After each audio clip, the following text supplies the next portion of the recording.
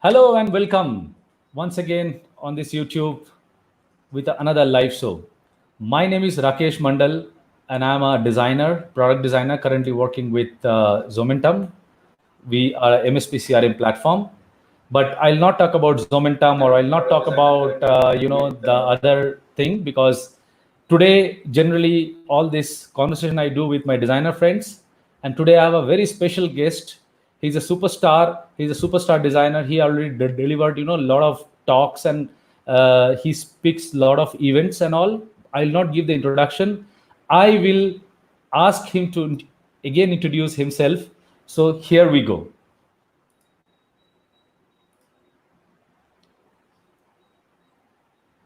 Yes, Sapta, you are on now.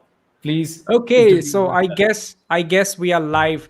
Thanks a lot for the introduction, Rakesh. It's great being here.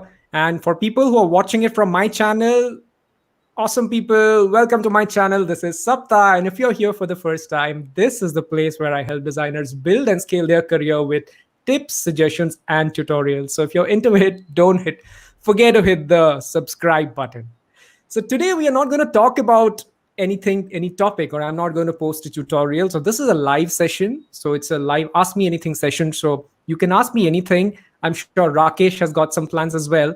And he's going to ask a couple of things to me. And you can also do it. So you can all post on the comments so that we get to see here, and we'll pick some questions and I'll answer them directly. It could be about design, about career, or anything general that you want to do.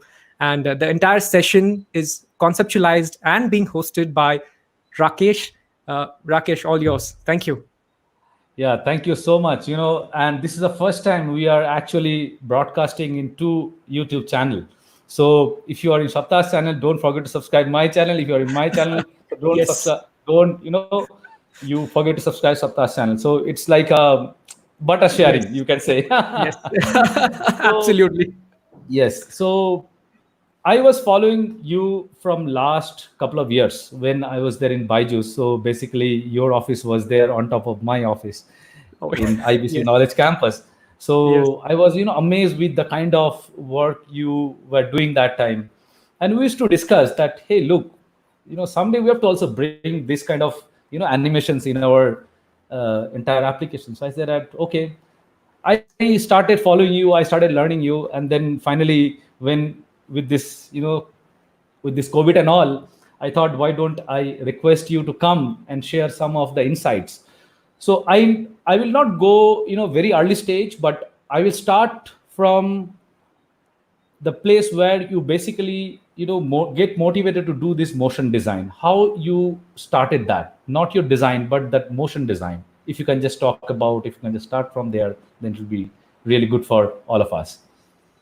Sure, Rakesh. There's a very short answer to that. And the short answer is I started motion design because it was cool. Yeah, there's no other answer. The short answer is I started because it was cool. So I joined my first professional design job in 2015. It was at housing.com, and I was a newbie back then, right? I didn't know anything, and housing at that time was like doing really well. They were like, they had the best set of designers of India apparently, and everyone was like kicking ass in their own ways, right? So I always was that new guy, the kid who doesn't know how can I be of their level, how can I reach that level which my peers are already doing, right? So it was always a phase of self doubt and inferiority complex, to put it in simple words. So that was the time when I started learning new things or picking up new stuff, learning from my peers, and motion design was one of them. So there were two people in housing's team, Rahul Bhosle and Ramakrishna. They are very great friends of mine even today, and like they're like Wow. family almost. So I saw them doing amazing motion design, and that made me feel I need to learn this, right? How is it happening? What is it doing? I don't know. I just need to learn this because I saw them posting shots on Dribbble, and they were getting a lots of applause and accolades, and people were talking about that. Wow, how could you even think about that? It is so awesome. I thought that, what, I need to do that. So Yeah. I figured out what it is. Okay, they said that there's a tool called After Effects, and using that, you do all this awesome motion design. So I just picked up the tool and I started doing it. And I just started just thinking, what can I do? What crazy can I do? That's exactly why I started. But now that it's been a couple of years that I have spent with motion design, now I know the real heat behind the outer coolness of motion design, and I'm glad that I discovered it over time. And that's what I'm trying to do over my YouTube channel, where maybe I help other people like me. And the Sapta, which was in 2015, I'm sure there are many people like that in 2020. So I'm just doing my bit to help those people out.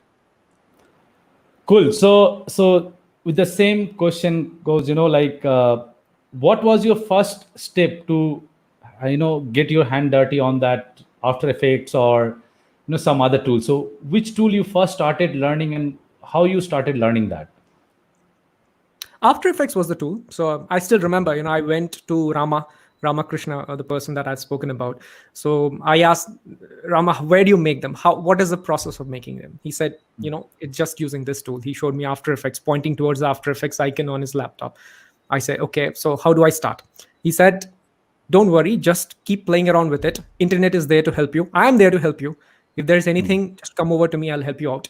And that was very motivating, because I had such helpful co-workers, and that kind of positivity kind of comes towards you, and it motivates you into believing that you can do it as well. So I just went home, and I had the tool installed, by the way. So I had the license from office anyways. So I opened it, and I just start playing around. Okay, I knew that I found some similarities with Illustrator and Photoshop, because I was using those tools already. So using those references, I started playing around. Okay, I can draw here as well. Okay, here's a new panel here. So okay, what do I do in this new panel? So I started discovering things in that way. Eventually I discovered, okay, there's something called keyframe. You can do it this way. You can change shape, you can change opacity, you can change position. So yeah, that's the stage where I discovered things one after another, and everything started from an existing knowledge that you have. In my case, it was the other Adobe tools which I have been using. That's why if you follow my tutorials, you will see that I always refer back to the 5-year-old Sapta. I mean, 5-year back Sapta, and I just think from that mindset, like, what would Sapta think in 2015 when he's saying this for the first time? Because I know everyone else would be thinking that as well, and keeping that in mind. Yeah, that's how I make all my tutorials. And So, means why I was off, I'll give you that also, my camera, because my camera was with a different, now you see the video quality gone because that software is now not working properly. So I need to switch quickly. So I put it on front and then I started doing that. So, yeah, so it's, nowadays everybody is trying to get their hand dirty on this motion design, and motion design is now is a big part of any application, whether it's a mobile application or in B2B or in any website, because without motion people can't think at all. And I've seen that a lot of, like myself also, I started learning that. But when it comes to the actual use cases, like how you decide that these animation will actually delight user. Honestly, I'm a fan of Swiggy app. Even my 10 years old daughter is a fan of Swiggy app. I did a post long time back that was a quite controversial thing, and then right. But the reality is how you select that. Okay, in this screen we will put a motion. In this screen we will put this lottie animation. How you decide that? Actually, at least I don't decide that way, right?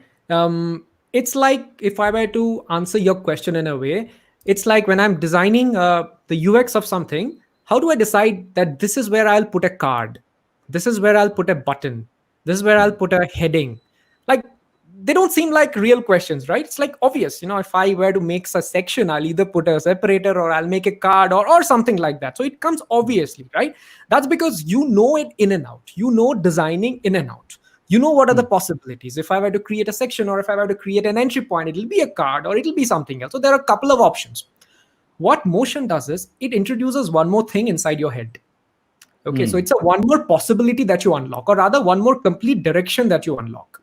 And once that is unlocked in your head, it sits there as a possibility. And whenever you are working on a flow, you'll obviously feel, hey, the right way to do is to introduce some motion, be it a lottie or be it a micro interaction or be it a transition, right? Because at the end, what we are doing is we are trying to solve a problem and we are narrating a story in the process, right? Only solving the problem isn't enough. We are in 2020 and everyone is solving problems. So we need to do something more than only solving problems. So we need to narrate a story. We hear about terms like stickiness, how can I bring back my users again and again? How will I make my user make my product a habit? How can I make them fall in love with my product, right? So these are the questions that we get to hear, which we wouldn't hear a couple of years back because the scenario, the market, and the people are changing, right? So yeah, when you have that possibility in your head, you know where to do it, right? So it's not that it's not it's not salt that you add it to your food and it'll start tasting better. No, it's not that. It's not that secret ingredient that you put it and it'll start working. It's a part of the main recipe, and the recipe is in your head. So you need to know exactly when to use it and how to use it. So apart from Swiggy app, like what you are building, what app inspired you most to in terms of animations and all? It's a little tricky question, I know, but if it is only about animations, if you're only talking about animations, yes, I would like to name two apps. One is Cred. I like certain aspects of Cred really well. The other one which I recently started using, or rather my wife recently started using, is Headspace. Headspace is nothing but a meditating app using which you meditate. And if you see, every day they make a video. Okay, the video is nothing but it has some sound, it has some visuals. You see it, you put your earphones on, and then you just relax. Okay, and the entire thing is actually driven with the animations. Right. So this is a perfect example of delight plus function. The function is that you're meditating, and it is so delightful to watch. It's like simple shapes, circles, or some eyes and mouth, some smileys coming, that disappearing, or some clouds appearing. Very simple stuff, but very effectively used. I think very smart use of motion there. So of course, means like Headspace is one of the app which I'll not say regular, but almost regular I use, because whenever I get frustrated or I stressed out, I just open Headspace. And I've seen that, Headspace, the way you explain that simple circle, simple thing with the sound, that makes you so comfortable, so calm and cool. So I think yes, that's something is actually, that is what I was also trying to get an point, that I think Headspace put a nice layer, the similar way you also put a nice layer when somebody is putting an order. You quickly, delight them. Hey, wait, your order is done. Right. This is, especially when you put something, thumbs up, come. So it's a very small, but yet so powerful when it actually used in a nicer way inside that application. My next question is a little tricky, before going into other questions there. Few years back, Dribbble was the main source of inspiration for all this. Even we still go to Dribbble and all. But a lot of time people are questioning that Dribbble design is looking good, but they are not functional. So is it true? It's true to a great extent. Okay. So, it all depends on what expectations you have in your mind. When you say Dribbble isn't functional, you will ask that question when you consider Dribbble to be a portfolio place, a UX place. It isn't. It's a place of showcase. Okay, it's a place of showing off. Think of it like a showroom. Say you have, imagine you have a bakery, right? You will put your best looking cake in the front, in the showcase, because you want people to see that and know that, okay, I don't need this cake, but this guy can bake this and decorate it that way. So must be a skill guy, right? So that way. So Dribbble is that. So you do not necessarily put something which is practical. You don't put something saying that, okay, this is absolutely possible to make. Not always. At times you think beyond. And maybe animate something or design something which is practically impossible in today's date. Maybe a couple of years down the line, it will be possible. But it just says that, hey, you know what? So it's the designer's way of saying, hey, you know what? I know it's not possible, but I could think it. So you can imagine how creative I am, and you can imagine how good I am with the tool. So it's that platform. So moment you change your perspective about Dribbble, you will not get those questions at all. I don't go to Dribbble to critically analyze UX. That's not the place, right? I go there to see, okay, what is a new interaction that I can think of, I can get inspired of today. and Dribbble is serving that purpose perfectly well. So I think the answer is absolutely right, because it's kind of a showcase. It's kind of a place where you're showing your best thing, but it's not the entire functional thing. How it made, or how you have done that. That's not the place. Maybe you are absolutely right. But so then if someone wanted to showcase that how they made it, what is the entire process or function, so what will be the best place for them? As a designer, they should write something, they should do a YouTube channel, or they should start something their own to showcase that, hey, this is the process I follow. Because only looking into that may not be, a person who is functionally thinking may not be able to judge that. In that perspective, what will be your suggestions for all of our designers, that which place is actually a good to showcase the entire process or those steps? If you're asking about entire process of the UX, Maybe some how we part, built maybe it. some part. So that's essentially the case studies which people write, the real portfolio places. I've seen a lot of people doing it on Medium these days, because Medium has the support of long form textual content, and it also supports images and videos. So because of all these support, and it's a very popular platform. Like, there are lots of people, there are lots of designers who visit Medium on a daily basis and read different stuff which people have written, right? So in my opinion, I think at this point of time, Medium is a really good place. So if you are looking forward to showcase different kind of skills, be it an animation, or be it your thought process where you write down, or be it some images, so everything is possible to do on Medium, right? And the reach is also very good, because a lots of designers are there on that. Right, So yes, right. in my opinion, Medium is certainly one. Behance, I feel, is somewhere in between Dribbble and Medium, Huh. right? So it's a little more focused towards visuals, but not as much as Dribbble, because it's you drive it using images. What you put there at Behance is essentially images, but it's not just one small thing, but you can put multiple things. You can go deeper with your screens or images.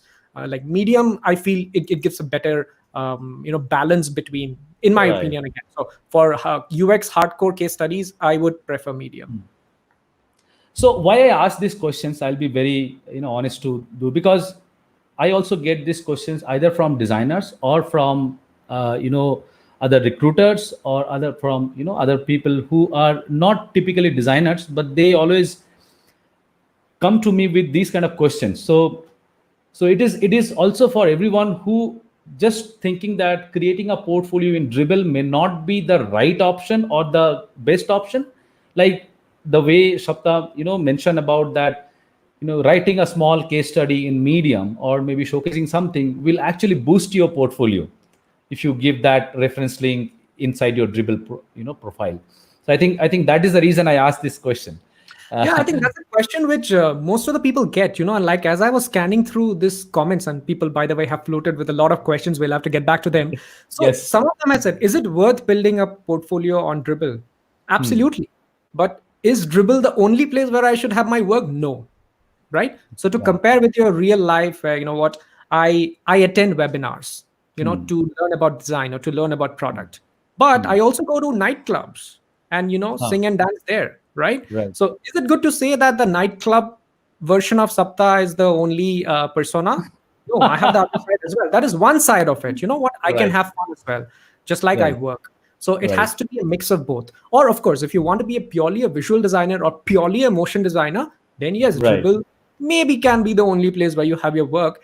But if you want to get into overall UX, where you understand the entire breadth of the things, then Dribbble alone is not the place. So Dribbble plus few more things, maybe say Medium or Behance, or nothing. Your personal website is also good enough. Yes. One very interesting question. I'll throw this question on the screen, that all those motion animations, how to turn those to code, Okay. if you can So address that. yes, of course. I've been getting this question a lot, right? Especially after I have released this masterclass. A lot of people say, okay, yeah, it's cool and all, but how do I implement it? Okay. So the answer to this is, not every asset can be directly converted to code. Let us accept that fact. Not everything that you design as a motion designer can be directly converted into code. I'm repeating it once again. But having said that, many of these things can be.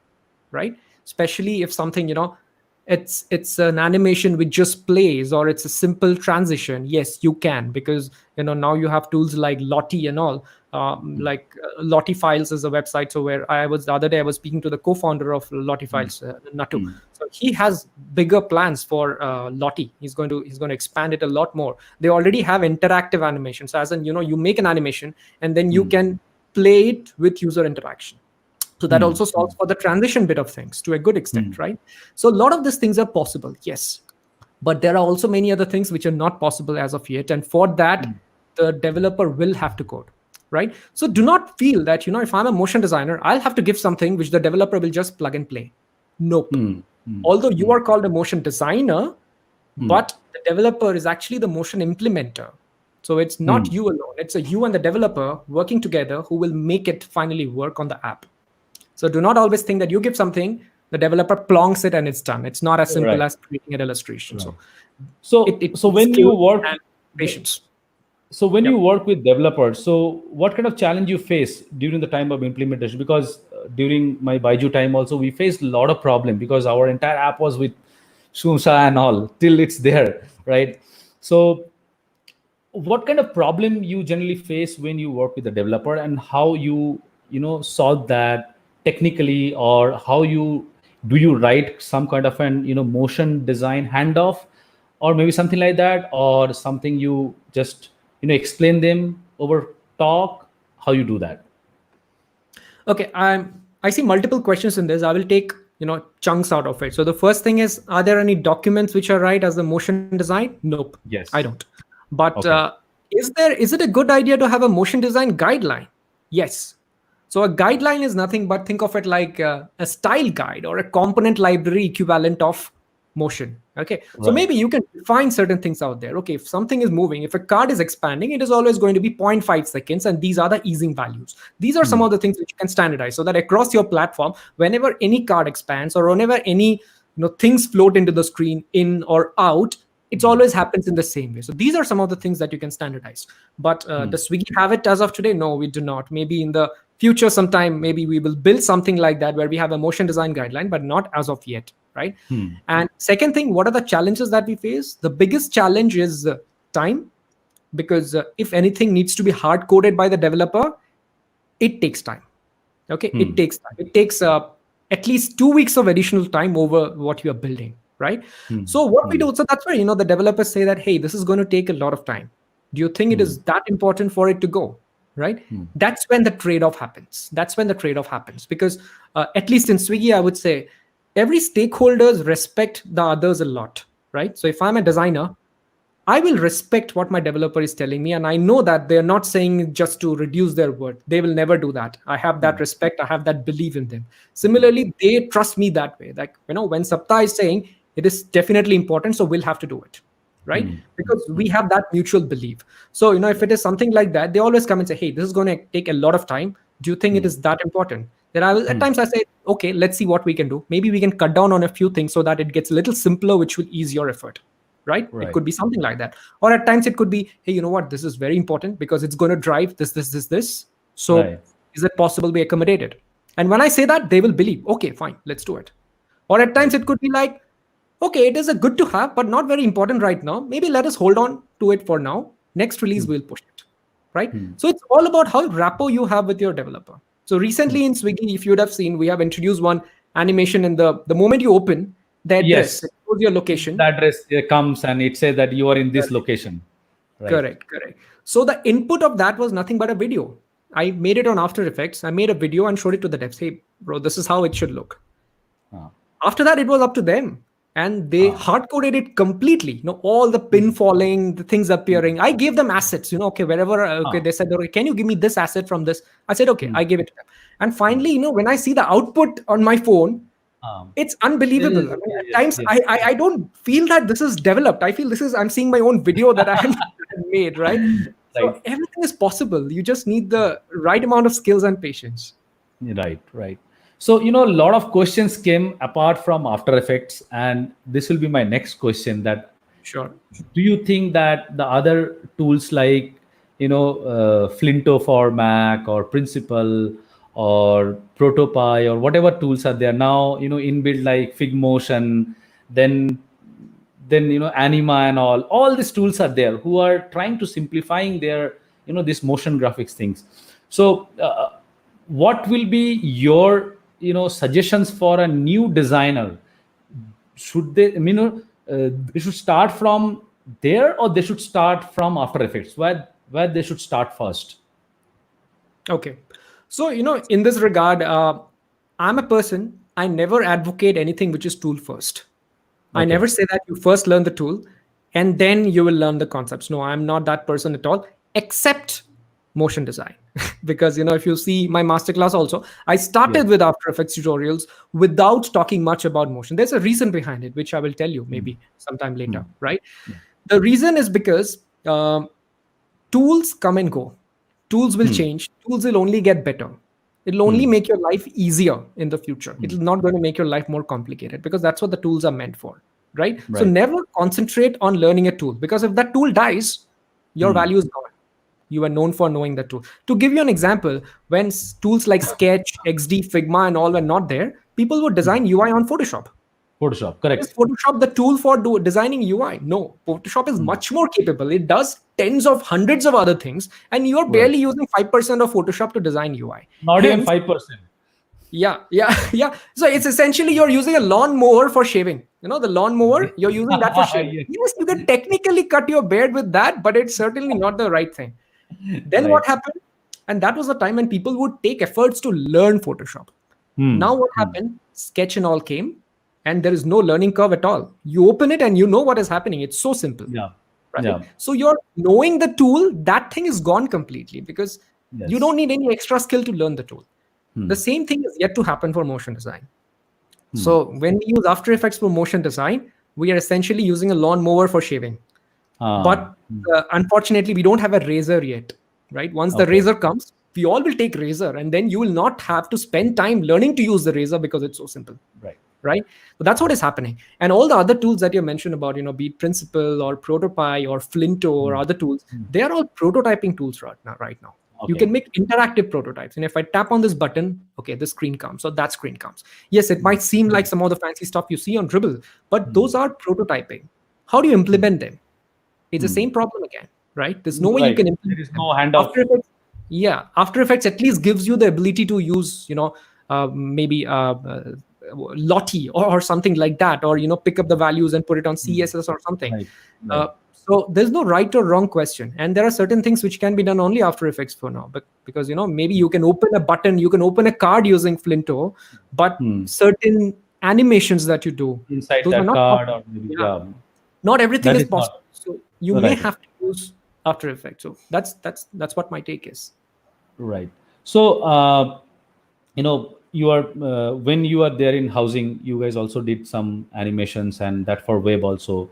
So similarly, when you do it in Swiggy, I think the primary focus on mobile, or you just take care for web also. Is there any difference when you make these animations for both the platform?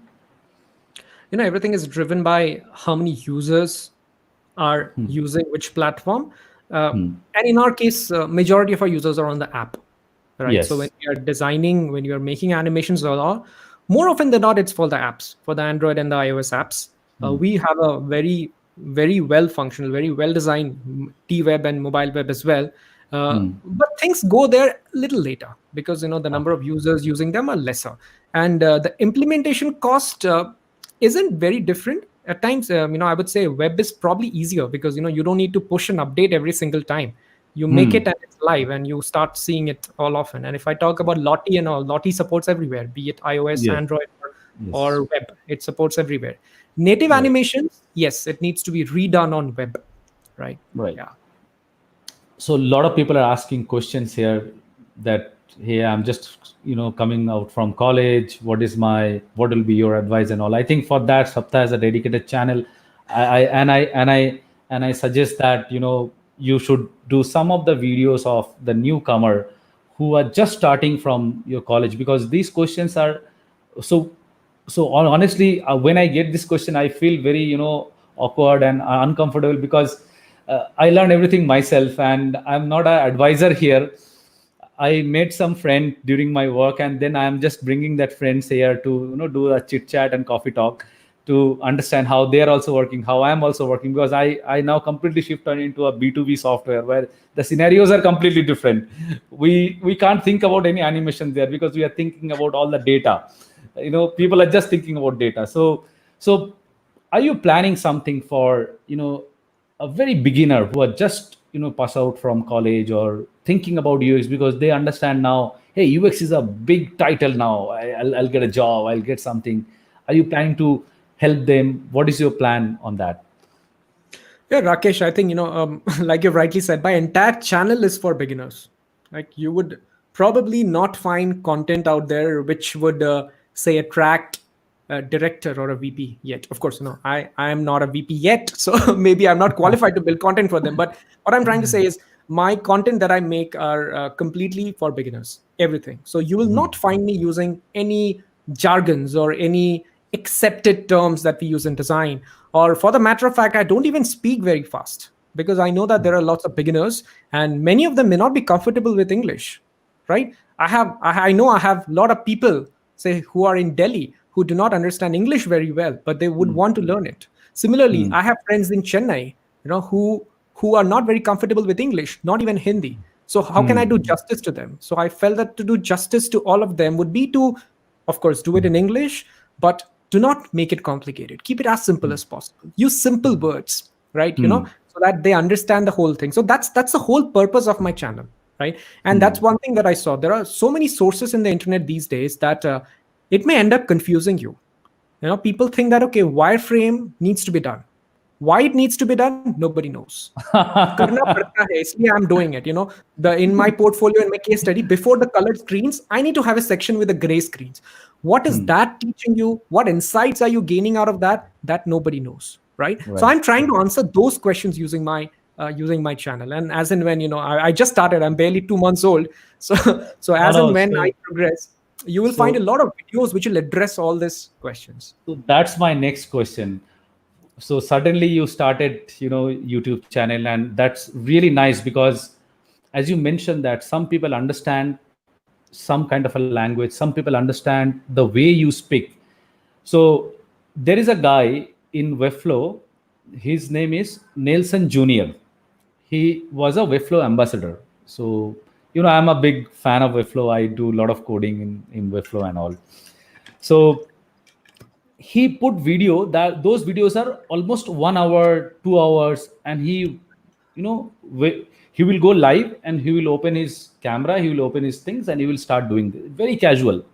The user like me, I really like that because I am connecting. So Yes. so you are absolutely right that all videos, there are lots of videos, but the kind of audience, maybe they are not looking for those fastest video, maybe they are not looking for extremely external, like that Western culture of talking. So Yes. one thing is, like, you started this and this was a completely missing part from our Indian design system. That Indian design ecosystem was missing, actually, that our own content, we always look for other content, we then replicate that, and we then started doing that. So that's the reason also I try to connect with all my designer friends, whoever is there in my LinkedIn, and I bring them with a very casual talk that, hey, you are doing a nice thing, and that's the part was missing. Even if you look at last time Shubham came, he's a very, very young guy, just 1 year started, but he built a plugin. And I wanted to have a discussion that what motivates him to do that. Similarly, when you started this, and what exactly kick you to do this, channel, because it needs a consistency, because you are making a series of things, and there are a lot of energy. So how you get that energy? What is that exact motivation? Yeah, I think Rakesh, like I said, my motivation was essentially that. Before starting this channel, I don't know if you are aware of it. I would speak in a lot of offline places. Of course, when there was no lockdown and all, when things were a little more normal, I would Yeah, speak very actively. In fact, as of today, I think I have delivered more than 70 or 80 UX yeah. talks across various places, various parts of the world, not just in India. right? Hmm. So I have been doing it quite often, and I also conducted a lot of workshops on Hmm. basic UX, on motion design, advanced UX, everything. I would more often pair with my friend Rama, the same Hmm. person, Hmm. motion design I Yes. told you. So Yes. like I said, he's like a family. So he and I Yes. do a lot of things together. So I always felt that my way or our way of teaching was very offline, because the kind Hmm. of experience that we give, when we walk around, when we help you, when we handhold you, that was our USPs, what I thought. Hmm. But after, and that's why I never opened a YouTube channel, or, because I felt Hmm. that a lot of part will be lost. But Hmm. then came lockdown, and during lockdown, I got approached for many webinars. In fact, after lockdown, I have conducted around 10 or 15 webinars. Oh. This being one of them, right? 10 or 15, and from different people. But the advantage of webinar was the number of Hmm. audience was really large. For my offline talks, at an average, I would have around 100 people attending. But for webinars, the average was at least 200, 150 to Hmm. 200, because there's no restriction. You don't have to travel and go and sit at a place. You can just open your Hmm. laptop, open your mobile phone, and you can start. And I felt the feedback that I got, the how audience was reacting to my talk, they found it good, right? Hmm. So I thought Hmm. maybe this was the time.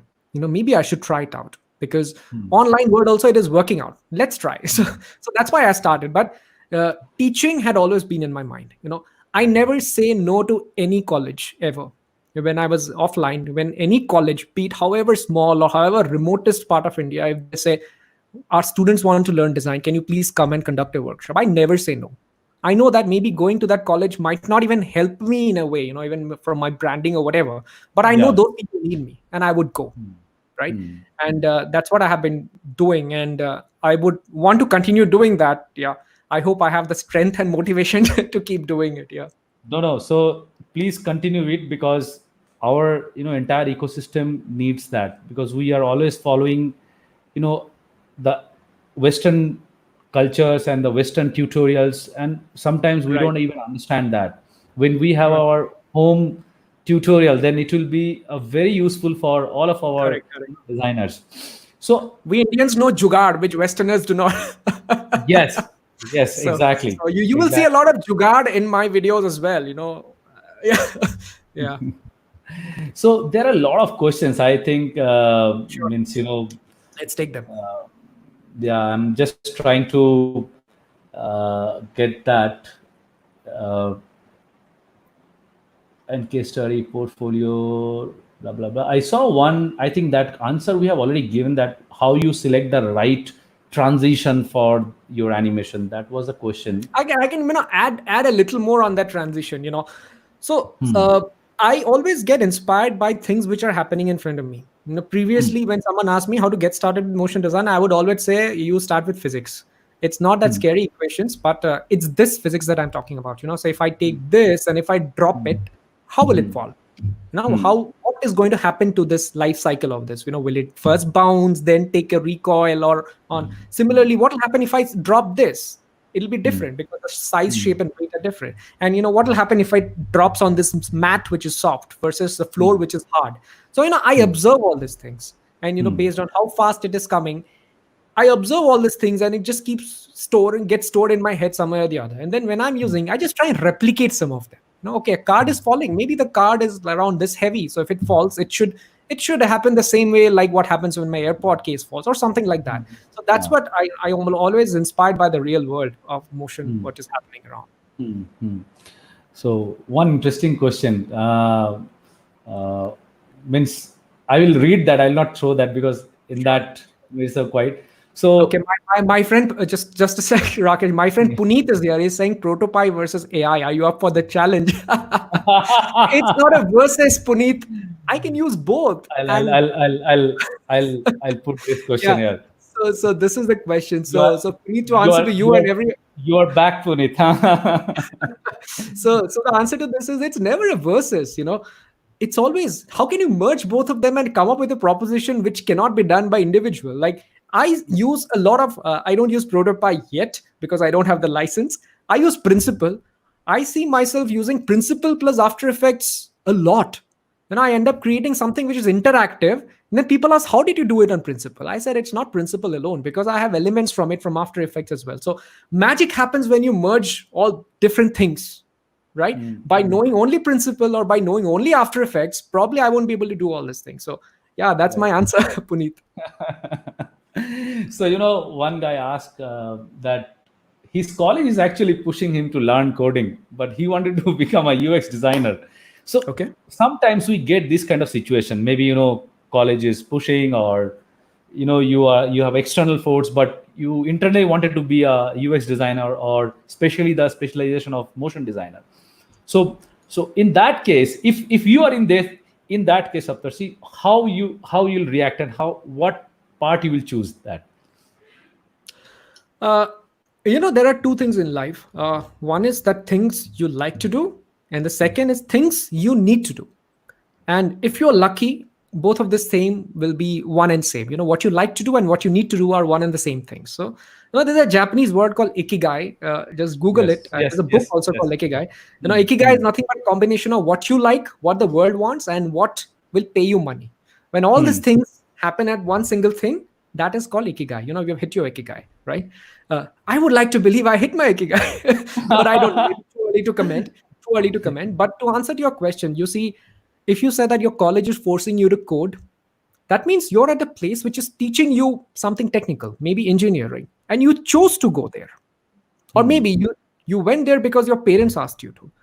And now if we again root back, why did your parents ask you to? Your parents asked you to because engineering is a good field. Scope hai. If you be an engineer, you will get a job. It'll pay you well.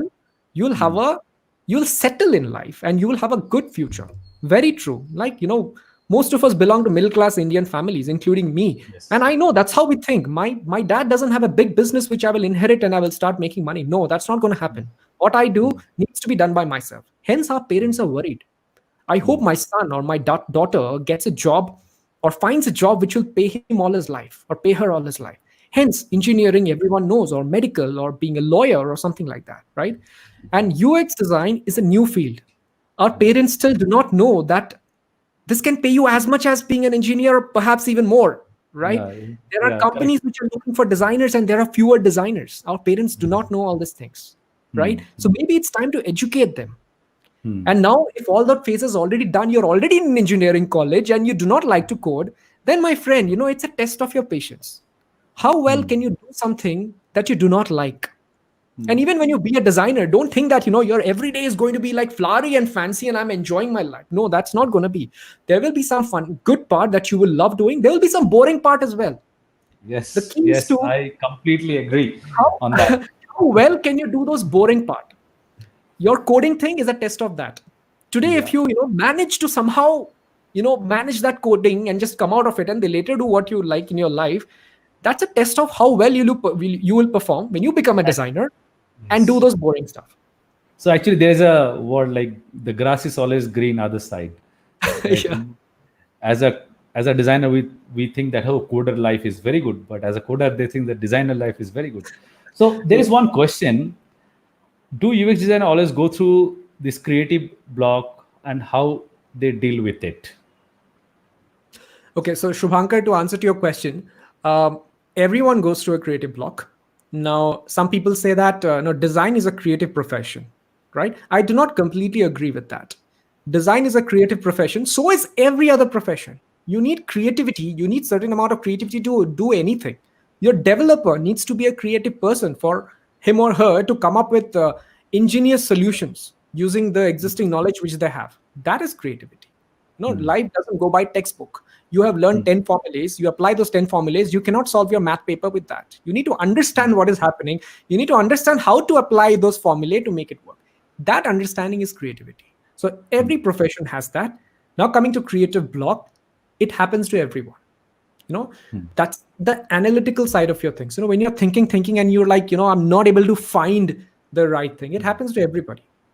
How you get out of it? I usually do two things. One is, if it's a shorter thing, like, if I'm working on something and I'm not finding the solution, I'll take a break. I will step out, maybe have some coffee or do something which is where this thing is completely out of my head. Do something, watching one episode of a sitcom or something, or go out for a walk or listen to some music. then come back, then you start with a fresher perspective. So what happens is, when you think, your mind gets loaded, it keeps getting, pushed in certain direction, and that's why the productivity goes out. When you come back, all those, hittings, they are slightly healed. And then when you come back and you again think, the same brain might be able to process something different. That is one thing. The second thing that I do is I take 2 steps back, not 1 step, but 2 steps back. So it's like when I got stuck somewhere, think of it, how happens when you're driving and you take a road, you take a wrong turn and you go and hit a dead end. What do you do? 1 step going back might not give you. You go a little back and then you'll find another way and then maybe you can go. So, take 2 or 3 steps back in your approach and then see, is there an alternate way of thinking? Like, why did I get stuck there at the first place? So these are the 2 things that I do. But having said that, it's real. It happens, huh? So, so don't worry if it's happening. It happens to everyone. Someone with 10, 15 years of experience will also face it. So every Saturday and Sunday morning, I don't open my computer. I go to kitchen and I cut vegetables. That's my hobby, actually. If you guys Especially don't know, now that it's locked down.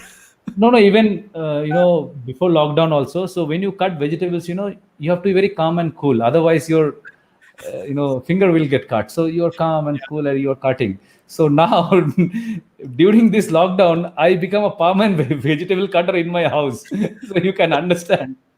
So, but yes, you are true. You do something different, which will give you completely different thing. So there is one question I just saw that.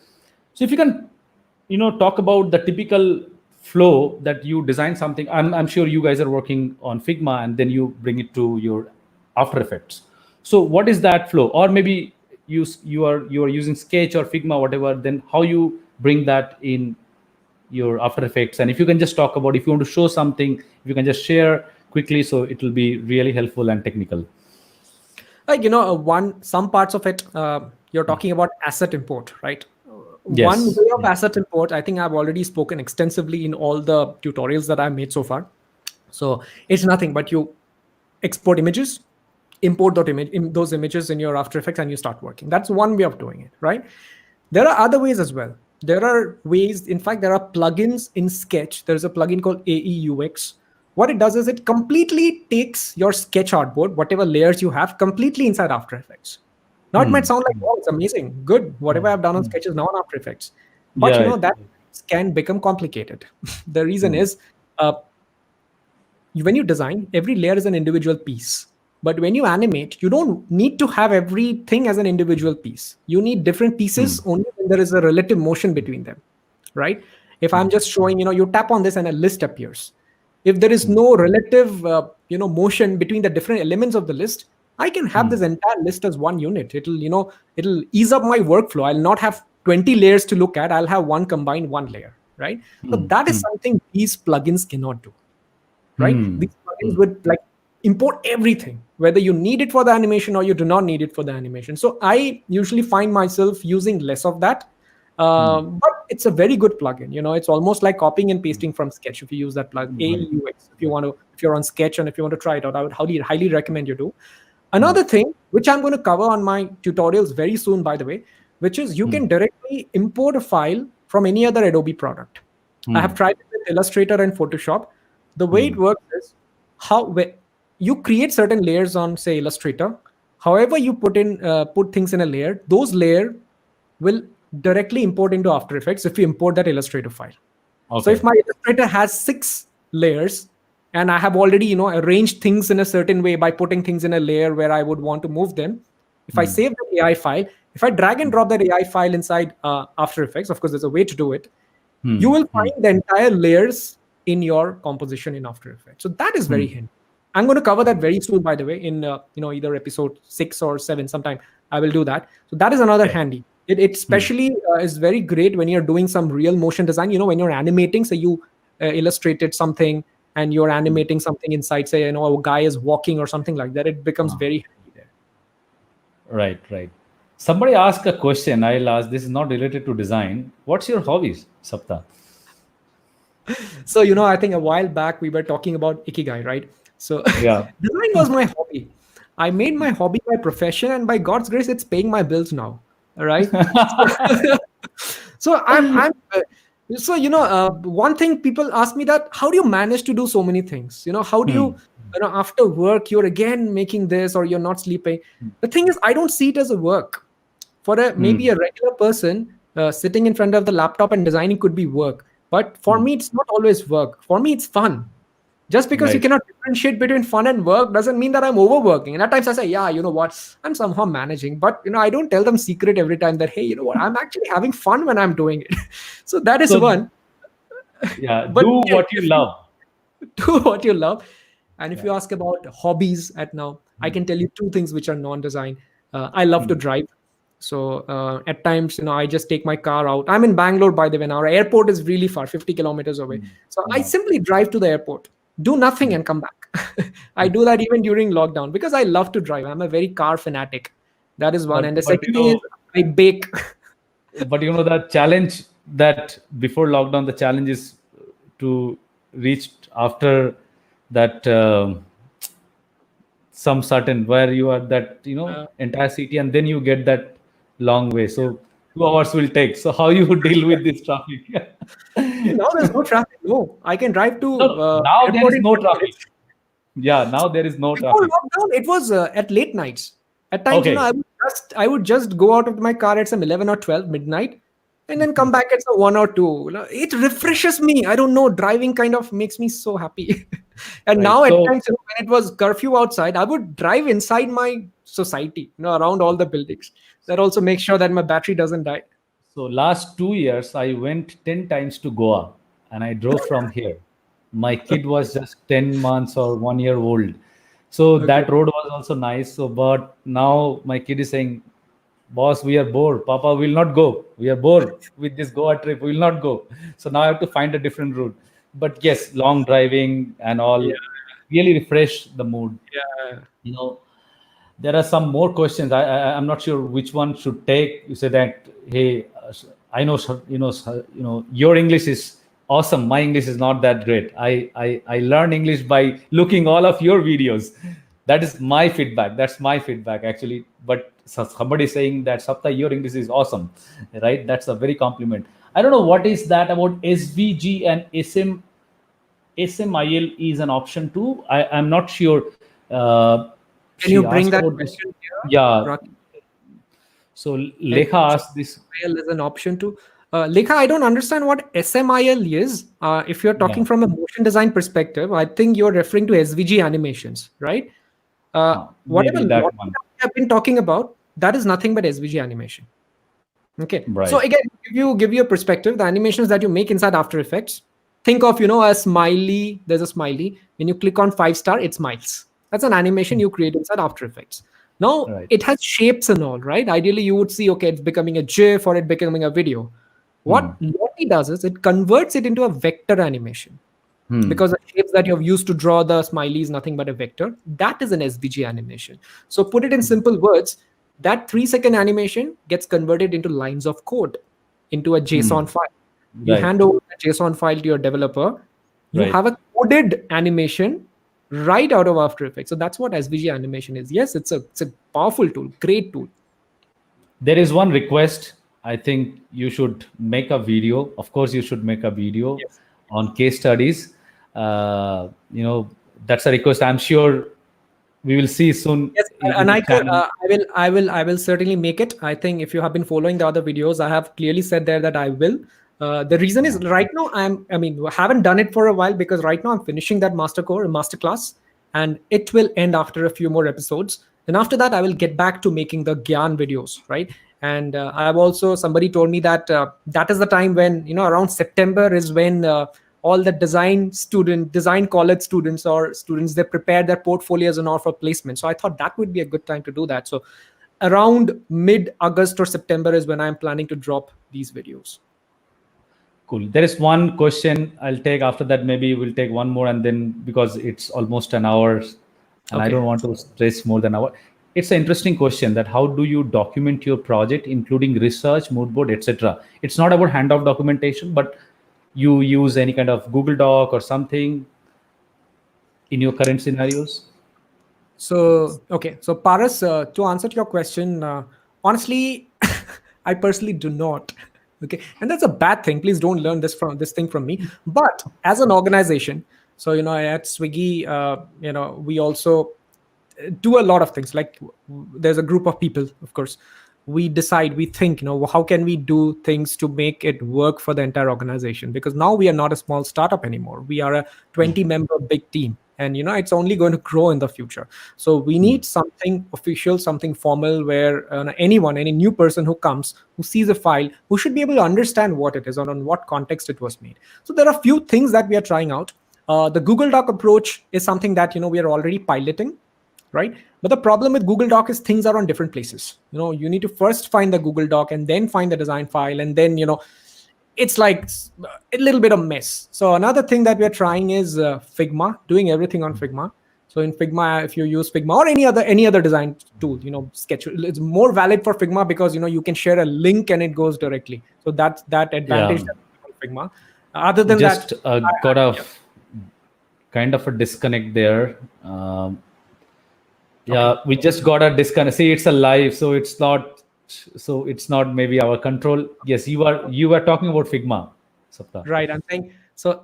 What we are doing, the alternate thing that we are doing is in one of the pages of Figma, we just have one artboard where we write a bit. We write about what is this project about, and what are the different versions that we have pushed, what is the latest one, what are the explorations that we have made which have not gone live. It's a very simple thing. In casual words, we write. So the advantage, what happens is other people say, if today I'm designing on it, I'm working on it. Tomorrow, if somebody else comes, he won't need a dedicated KT. Maybe he or she will read that first page or there and get a good amount of context. And after that, if something is needed, maybe they will just come to me and ask or something like that. So that is something that we are trying out. But a full-fledged, mature documentation system we do not have yet. But we'll get there soon because as the company grows bigger, it becomes a necessary evil. So here also I'll try to give you a small input. Then means when I also work organization like Byju's, and there is one company called Botmatic which is acquired by Nutanix. So it looks from outside that we have a lot of processes, but in reality we are in a fastest moving space. We have to deliver something fast. So these kind of startup, it's very hard to put a process immediately. Maybe like now Swiggy is maturing and slowly things are putting in place. So it's not that everything will be from day one. So so it is also my request to all the new designers that processes are fine, but you have to also understand that how to work in this kind of situation, because a lot of people are not very comfortable to work in very random and agile kind of a thing. One question is it is by Sugata, is like, how do you measure your design success after completion of design? Sure. Yes, Sugata, I'll answer that. And Rakesh, for you, after that, I was just scanning through the questions. I saw there are lots of questions about finding a job or finding an internship. Yeah, So please. you could pick up one or two of them. Meanwhile, we will answer them Yeah. as well because Yes, I saw yes, multiple people asking them, right? yes, yes, yes, Coming to correct. success of design, see, anything that is abstract, it's very difficult to measure it, right? It's like if I say, I love you, how much do I love? Can you measure it? You cannot, right? Or if I say, how good is this session? You may say it is good, or it is bad, or it is very good. There's no way you can measure. So what we often do is all these abstract things, we try and make them forcefully concrete. We to the qualitative things, we make it quantitative. It's like on a scale of 0 to 5, how would you rate this session? Where 0 being the least and 5 being the maximum. So these are forcefully where we are trying to make them work. Design kind of falls there, because it's very difficult to measure design. But one way of doing it is what you decide before as the success criteria, right? For anything that you do, there's always a purpose that you're serving, right? So, any project that you take, I'm reworking on this project. We are redesigning this payments page because there are lots of drop-offs happening from this page. Yeah, that's a problem. So when you redesign it, are the drop-offs reducing? So that can be one of the measures of success, right? But not completely. At times, drop-offs could be happening for various reasons. Maybe your design is perfect, but there's a glitch. The app is getting stuck or something like that. Then it is not really because of design that the drop-offs are happening. So this is something that you decided the earlier, before you start working on it, right? What are you trying to solve, and what would what will be the ultimate aim of this thing that you're trying to build? If you reach that, that is your success. I think that's one way of measuring success. Otherwise, you cannot, right? How well was it? Or if it is simple engagement, previously only 500 people used to come, and after the redesign 1500 people are visiting it. Yes, maybe your design That's did the it. success. So that's a success. Yeah, correct, correct. It's a very straightforward question. Freelance or job is a good for UI or UX designer? Means, So Sheila, for being a freelancer, you need to have a clout, right? People should know that Sushila Bai exists. She's a great designer. She can do awesome work. If people do not know, no one will come to you for freelance. Okay. So if you feel you are that person, that people know Sushila, I have got an impressive profile which I have put out on the social media or on my portfolio website. And I have an impressive set of people who look up to me, then yes, go ahead and get into freelance. There's nothing wrong in that. But at times, especially if you're new into this career, you may find difficulty in getting a freelance project which is worthwhile, right? You wouldn't want to design logos for $5. I'm not counting that, right? So there are lots of I'm videos on saying, that. yeah, if you want to On that. legitimately build a career in freelance, then you will have to work on your personal branding even more, much more than someone who is employed in a company, right? Yeah. This is also another interesting question. Which one will be That better? Okay. Rishikesh, so the question I'll just read out: working in a design agency or working in a product company, which one will be better? I'm not completely qualified to answer this question because I never worked in an agency. And I think only when someone who has experienced both is at a better position. But let me try. I have always worked in product companies, and that too mostly consumer, right?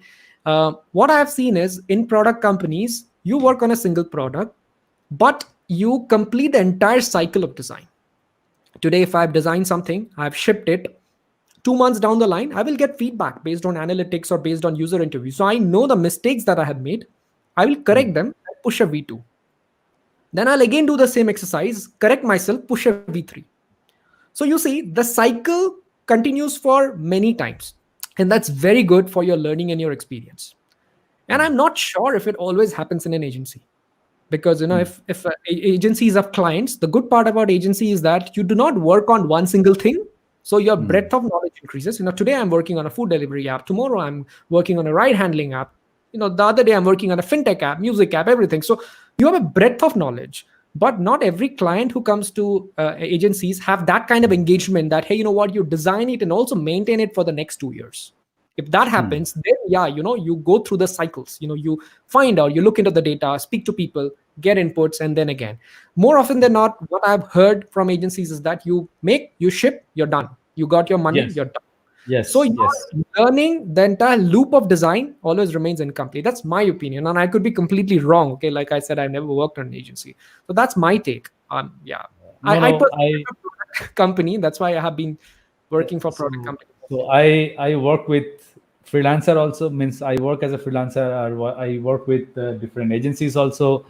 Uh, so my daughter is actually listening that what I am doing. So she's just listening from there. So you are absolutely right. In an agency, you do job done. You don't have any responsibilities after that. The other people are taking care of that. But in a product, you have to stick with that. You have to live with that. This is your baby. You have to go from day one to till. Right. So last question I'll take. After that, if you want, Sapta, you can ask me to take more questions. But this question is related to, of course, when it comes to design, career, and all related to money. So Sure. people are asking that what is that ideal salary package, or what is that ideal thing uh, from a beginner to a experience? What's that? Because this is a question even I get. So Okay. Okay. So, I will give you a generic reply, which you hear everywhere, and I'll also give you a specific reply, which I'm not sure everyone does. But I'll not quote a number because, maybe I'm not allowed to, right? So the sure. first thing is it pays you well, and it depends on how good you are. Okay. So I know designers who get paid 4 or 5 lakhs per annum. I know designers who get paid more than 1 crore per annum. It depends on how good you are and how capable you are. That's Hmm. the short answer, I'm sure, which everyone gives you. Now, let me tell you something else. If you need a comparative scale, if in a company there's a developer who's just starting out and there's a designer who's just starting out, there shouldn't be any difference of salary. Hmm. If your developer is getting certain lakhs, Hmm. you as a designer should also get the same Hmm. amount, the same money. There's no thing that, okay, you're a designer, you're lesser. No, that isn't the case. Any company which cares about design, or which cares about design, which thinks about design, or rather a place where it is worthwhile to work as a design, will never differentiate it. Their salary for a product manager, developer, designer are usually along the same range, right? So I Hmm. think that Hmm. can be a good measure. So you don't Hmm. always have to think about how much designer earns. You can find out, okay, how much people who have been working at this capacity in development, product management, or something else earns. You should be getting the same, right? I think Kumar Avnish has been asking something, career change to UX at 30. Yes, I was also looking at the same question, same thing. Yeah. Uh, so, By the way, one Avnish, question, Kumar. yeah, I will put this question. You know what? My age is 40 years. I have two daughters. 12 years I got married, and I'm in my 40s. Every day I change my learning and career almost. So that's from my side. Now Sapta will give the answer. okay, Avnish, I'll not directly answer your question. I'll tell you something. I'm 30 years old. Okay. I started my design career around 5 years back when I was 25. Okay. So whatever I know, learn today, I have learned it in the last 5 years. Okay. And I believe I have done a good enough job in that. So if you're 30 today, it's never late to learn. It is never late to get started. And one thing I personally believe is, any human from the age of 25 to 35, there isn't much of a difference which happens in your lifestyle or in the way you look or anything. I can always bring a 25-year-old guy and says that he's 35-year-old, or vice versa, because there's not much of bodily changes that happens to you. So in that aspect, there's nothing, right? What could happen is, as you grow older, your responsibilities increase. Maybe you have a family now, maybe you have a wife and kids, and your attention directs to other things. So maybe you may not be in a position to work and concentrate on learning something new as much as you could have when you were, say, 20 years old. If you take care of this bit, there's no reason why you cannot, right? That's one. And secondly, I heard one very interesting statement from somebody. I forgot the name of that person. I saw it in social media. Somebody said that 35 years old, when you're 35, that is the peak of your career, apparently, right? Hmm. So that person's advice was, throughout your working life, pretend like you're 35. Hmm. In your Hmm. mind, be 35 years old. Whether you're Hmm. 25, whether you're 55, think Hmm. like 35. 35 is that sweet spot where you are neither very old nor very young. You have enough experience, you have enough maturity, and you have enough energy to try out new things. So 35 apparently is the sweetest spot. You are well below that. I don't see a reason why you cannot. Huh. This is the last question. I'll not take after that. Okay. Some insights about internship, because Right, right, there right, are a right. lot of questions with internship, but Sanket actually summarized it very nicely. Insights about internships. Right, right. Thank you, And Sanket. of course, we cannot end this session without talking about job internship. And I'm going to cover this in this answer. I'm going to cover all of them, right? And also, Sure. I'll touch base on how things have changed due to COVID, which is right now, okay, and how it's in a regular. For a starter, when you're starting a job, when you're starting a career in design, especially, be it internship or your first full-time job, the first impression is created using your portfolio. That's something that speaks on your behalf. Okay. So I'm from an engineering college, and in my college, to find an engineering job, your first step is a resume. But for Hmm. a designer, it's a portfolio. So in my college, my seniors used to tell us that your resume should pass the 5 second, sorry, the 10-second rule. As in, a resume, they come in bulk pieces of paper to a recruiter. What they do is they just take one page, they just do it and throw it. Okay, so it's like very fast. They just scan, they not don't even scan. So if Hmm. your resume is good enough, if your resume has things which forces the recruiter to see it for more than 10 seconds, you'll probably make the cut. It'll not go to the dustbin, it'll go to the pile which is beside. That is the Hmm. success criteria of a resume. Hmm. Similarly, for a portfolio also, it is similar. Maybe it's not 10 seconds, maybe it's, it's a 30-second rule or a 1 minute rule. If someone scans through your portfolio or your case study for more than 30 seconds or 40 seconds, you have done a decent job. Or I don't know what the second is. Maybe it could be 1 minute as well, because it's the same. I'm at a position where I recruit people, right? And I get portfolios and links, lot of them on a daily basis over LinkedIn, Instagram, and many other places. Do you think I go and read through each one of them? No, I do not. I open it, I scan through it, spend a few seconds, and then based on that, I make certain assumption about you. Okay, this guy has done this, it must be good. Or no, maybe not suitable. That's what I do. So is your portfolio good enough to capture my attention in that time that I'd spend with your portfolio? That's a question that you should ask yourself. And how do you make it better? Depends on totally you. How do you make it interesting? How do you sell yourself using that portfolio? Right? That's one. So the portfolio is and will remain your first level of filtering for any kind of design job.